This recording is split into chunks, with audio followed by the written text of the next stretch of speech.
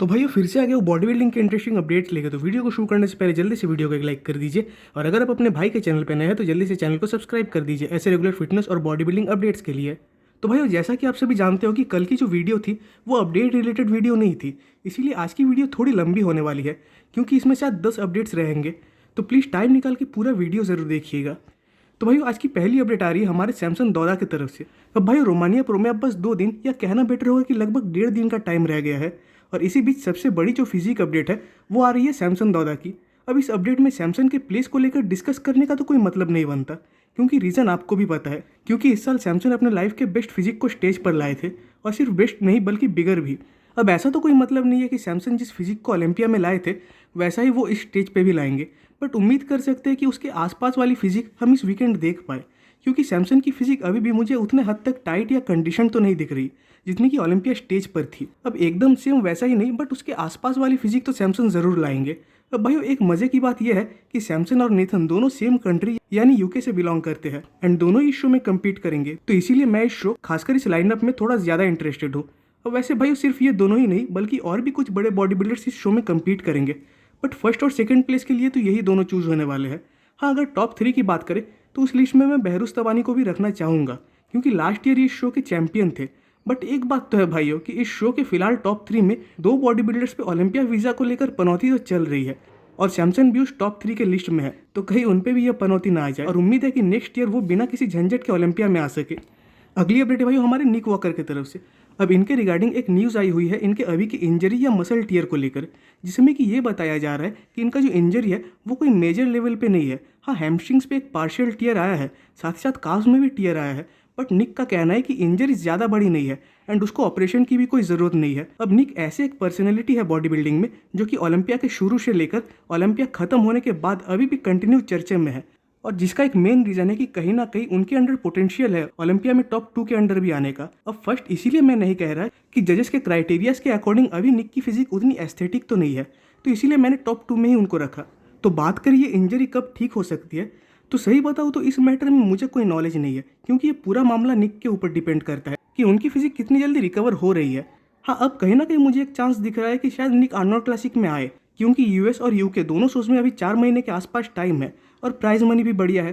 तो इसीलिए एक मौका हो सकता है कि निक ने ओलंपिया प्रेप में जितना भी इन्वेस्ट किया था वो सब आर्नोल्ड क्लासिक से रिकवर करने का। बाकी देखते हैं कि निक कब तक ठीक होते हैं।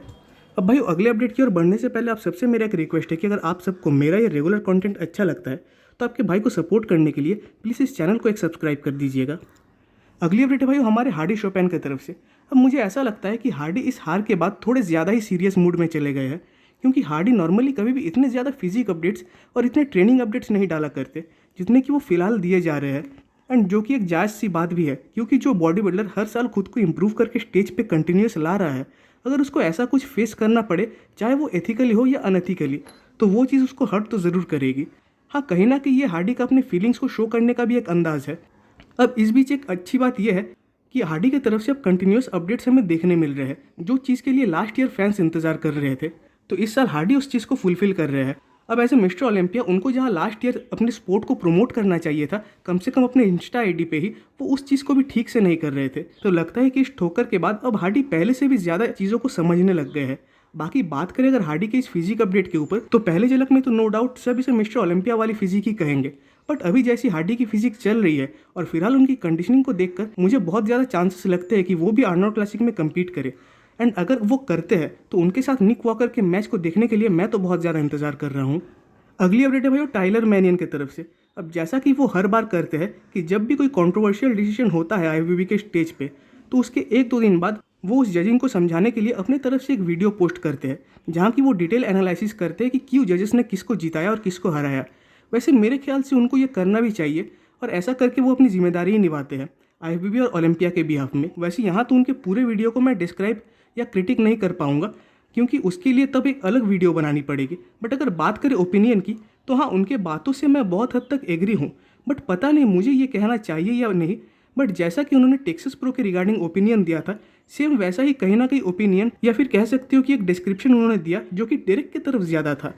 मतलब इन द सेंस कि वो कहीं ना कहीं डेरेक के सपोर्ट में ज़्यादा बातें कर रहे थे कंपैरेटिवली हार्डी के मुकाबले, जो कि मुझे लगा, अगेन मैं गलत भी हो सकता हूँ, बट मुझे जो लगा मैंने बस अपना ओपिनियन आपके साथ शेयर किया। अगली अपडेट है भाई अर्श कलिसिंस्की की तरफ से।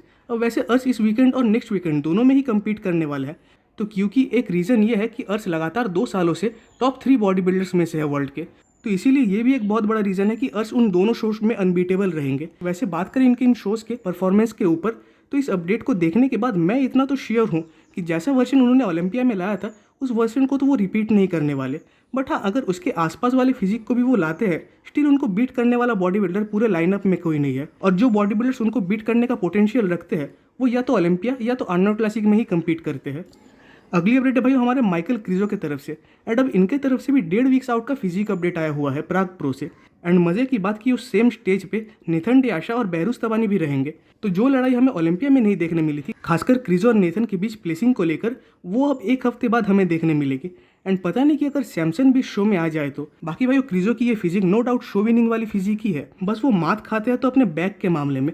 अब अगर उनके सामने नेथन डियाशा, सैमसन दादा ऐसे बॉडी बिल्डर्स आए तब बात अलग है, बट अगर वो अकेले होते इस शो के लाइनअप में, इन द सेंस कि सैमसन दादा या नेथन डियाशा जैसे बॉडी बिल्डर्स कम्पीट नहीं करते, तो मैं श्योर था कि वो इस शो को जीत जाते। और भाई सिर्फ यही नहीं बल्कि अब शोमिंग यान भी इस शो में कम्पीट करने वाले हैं। अब शोमिंग यान को तो आप सभी जानते ही होंगे कि उन्होंने इस साल इटाली प्रो में भी कम्पीट किया था, साथ ही साथ और कुछ शोज में भी। अब माना कि वो टॉप बॉडी बिल्डर्स में से आए थे बट शो नहीं जीत पाए। एंड मेरी ये बात शायद कड़वी लग सकती है, बट ओलंपिया को छोड़कर अब अगर किसी भी प्रो क्वालिफायर शो की बात करें तो उसमें मैटर करता है कि आप फर्स्ट आए या नहीं, क्योंकि अगर फर्स्ट आएंगे तो ओलंपिया में आपका स्वागत है, और नहीं तो और किसी शो में कम्पीट कीजिए, क्योंकि अब पॉइंट वाला सिस्टम भी नहीं है। और अगर शोमिंग की रिगार्डिंग बात करें तो ये टॉप 3 में भी अगर आते हैं तब भी बहुत बड़ी बात होगी। और अगर बाई चांस सैमसन इस शो में आएंगे तब तो शोमिंग टॉप 3 के भी बाहर रहेंगे। अगली अपडेट है भाई हॉर्स एमडी की तरफ से। अब इनका भी लगभग 2 डेज आउट का फिजिक अपडेट आया हुआ है, और ये भी इसी वीकेंड होने वाले रोमानिया प्रो में कम्पीट करेंगे। हालांकि ये इनका अनाउंसमेंट बहुत पहले से ही था, एंड तब लग भी रहा था कि वो इस शो को जीतेंगे, बट जब से सैमसन दादा, नेथन डियाशा, बेहरूस तबानी इनके जैसे बॉडी बिल्डर्स ने अपना अनाउंसमेंट किया, तब से इनका तो पता नहीं, बट मुझे स्ट्रॉन्ग बिलीफ है कि ये टॉप 4 के भी बाहर रहेंगे। हालांकि इनकी फिजिक ओपन डिवीजन में भी एक एस्थेटिक लुक के साथ आती है, क्योंकि प्रीवियस में ये क्लासिक फिजिक के ही एथलीट थे, और इस शो में ये अपना ओपन डिवीजन का डेब्यू करने वाले हैं। बाकी जजेस का तो पता नहीं, क्योंकि वो तो अभी एस्थेटिक फिजिक को ज़्यादा पसंद करने लग गए हैं, तो हो सकता है कि जजेस इनको एक हायर प्लेसिंग दे भी दे। हालांकि इसके चांसेस तो बिल्कुल नहीं है। अगली अपडेट है भाई वेस्ले विजर्स की तरफ से। अब ये भी इसी वीकेंड रोमानिया प्रो में कम्पीट करेंगे, एंड उसके रिगार्डिंग इनकी फिजिक अपडेट भी आई हुई है।